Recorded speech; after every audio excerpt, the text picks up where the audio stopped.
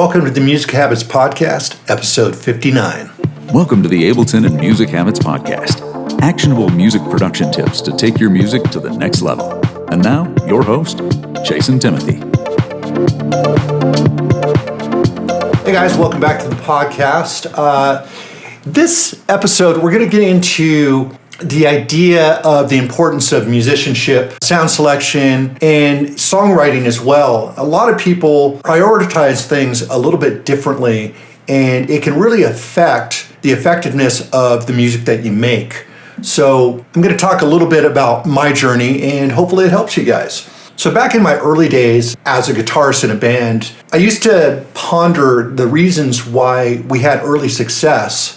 Because back then, we faced bands that were far more technically proficient than us, yet we consistently kept winning all the battle of the bands, and I was a little baffled initially, but then later I kind of realized what might be at play here. So although music is really subjective when it comes to what's good and what isn't, there are certain factors that lead to more people connecting with your music.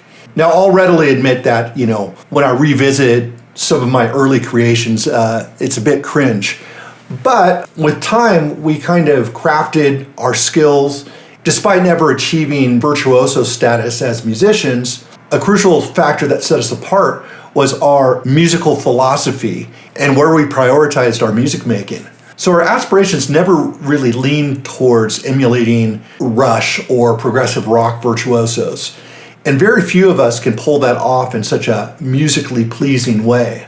Instead, my band set its sights on crafting simple but memorable songs.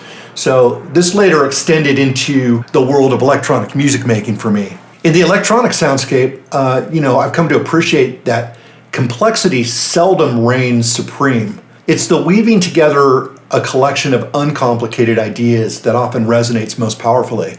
The music that I create stands out because it avoids the trap of trying to be overly clever just for the sake of it.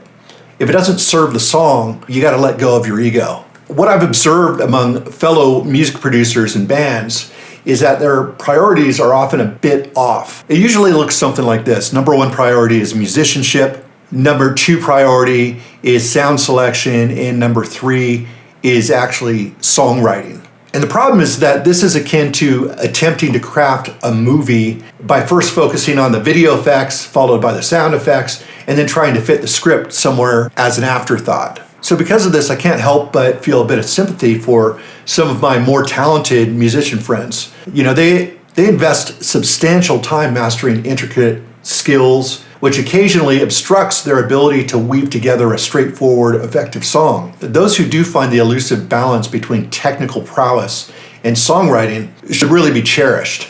So I propose a different order of priorities. Number one being your songwriting, number two being your sound selection and tone, and number three being musicianship. Let me try to explain that a little further. My own journey, characterized by a less than perfect ear and limited technical prowess, led to us crafting more memorable melodies because I was incapable of playing anything complex.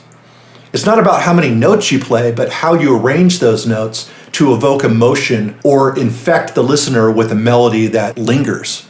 In the realm of electronic music, where every note and chord pattern has been explored, complication is rarely the answer. Yet a well-placed unusual chord can be remarkably effective. What truly captivates a listener are fresh sounds, something that feels novel and familiar but reimagined.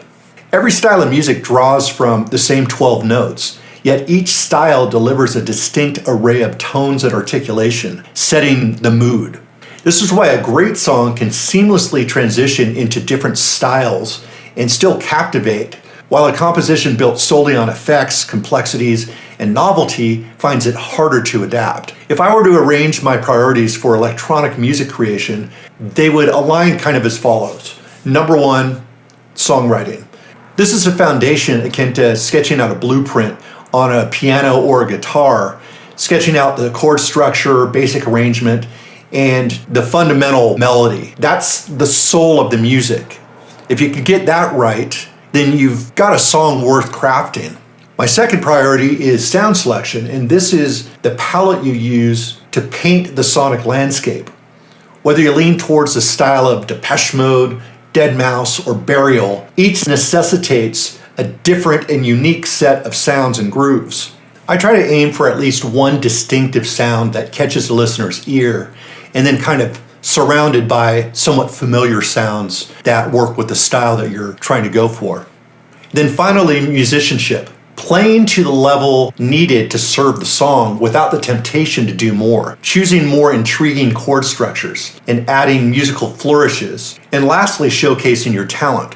Melodic playing that you can hum to tends to leave more of a lasting impression. Even in complex compositions, every song benefits from a simple hook. So in my experience, the path to musical excellence comes through the realm of songwriting, with sound selection and musicianship serving as valuable companions on this artistic path. Prioritizing in this order has the potential to yield music that not only resonates, but also lasts. Make sure to check out my song recovery guide. It's completely free. All you got to do is go to musicsoftwaretraining.com/recovery. And if you have those songs that have lost their spark, this will help you get the spark back to the songs. And with that, happy music making, and I'll see you in the next one.